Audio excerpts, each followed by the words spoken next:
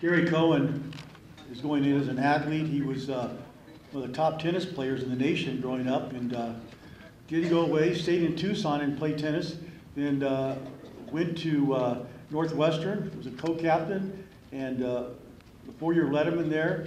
At CDO, he was every year the top player on the team. And at the press conference, I mentioned that when he was younger, he had beat Pete Sampras. I think your son said, the real Pete Sampras? Here he is, Gary Cohen.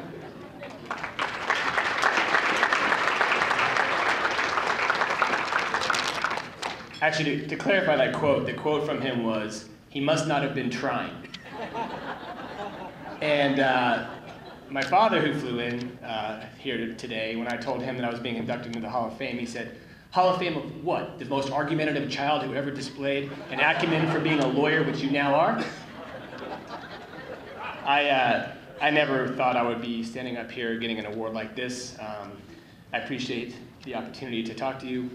Thank you to the nominating committee for agreeing to induct me here today. And I'd like to also congratulate all the other inductees. To be amongst your names is really an honor for me, and I really appreciate it. I was at dinner the other night with my 2 boys, Grant and Austin, who are here today, and I asked them, and my dad can confirm this, I asked them both, why do you think I'm getting this award? And they pondered for a minute, and my youngest son said, because you're so totally awesome. And as much as I would like to think that that was true, it is absolutely not true, and it is not what I want you boys to take away from today, and not what I want you to remember about today. Because what I think this award is about, and what I take away from it, really is all the people that made it possible for me to be considered by others to be worthy of this award. And when I think about that, I'm immediately reminded of my parents, who spent a lot of money and time and effort and provided me with every opportunity to become the best tennis player that I could be. I think about my brother and my sister, who quite frankly supported me about 10,000 times more than I ever supported them in anything. I think about my coaches, and I had a lot of them, but there's 2 that come to mind, and I'm honored to have them both here today. One of whom is my high school coach, Mike Rowe, who's sitting over there. And I really appreciate Mr. Rowe because he's the first ever coach that lied to me to get me to achieve a good result. My junior year, I really wanted to win the team title for CDO, and I was playing doubles. And the way they did it back then was, depending on the results of the CDO players in the doubles and the singles competition, they had a point system that would ultimately determine the team competition, and the teams wouldn't play each other. It was a point system. And right before I was in the doubles state finals, and he said, "Gary, what's that?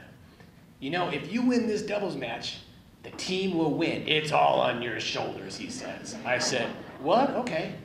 Go out there and play probably the best doubles match I've ever played. And I'm jumping up and down, yes, come on, all these high fives and this, that, and the other. And I noticed about halfway through the match, nobody's really getting into it like they were the first set. What's going on? Well, we go and we win this match, jumping up and down, go to my knees, we did it, we did it. Nobody comes out on the court, my teammates don't come on the court. I'm like, what's going on? Come off the court, Coach Rowe says, "I added up the points wrong, we got second place, let's go home." True story. My personal coach growing up as a kid is John Davis, and in all seriousness, no offense, Dad, but I've always said that I've had 3 fathers: my dad, my coach John, and my college coach Paul Torselli. And John was there for me from the time I was in 8th grade all the way through, and he did things that were really above and beyond the call of duty. Discounted tennis lessons, sweeping the courts to make money, hitting with the members, teaching me how to string rackets, being really more than a coach should be. And if it wasn't for John, I don't think I would have accomplished anything, quite frankly, in this sport. So thank you, John. I appreciate it. I'm glad you could be here today.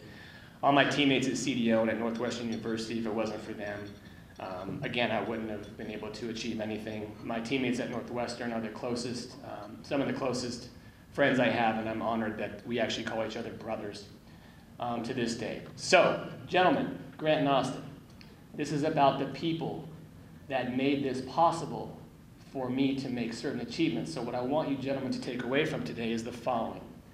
Nobody achieves anything on their own. Whatever passion it is that you decide to pursue, choose the folks that you surround yourself with to help you pursue that passion carefully. They will help you reach your goals. Always, always let the folks, Grant, get up.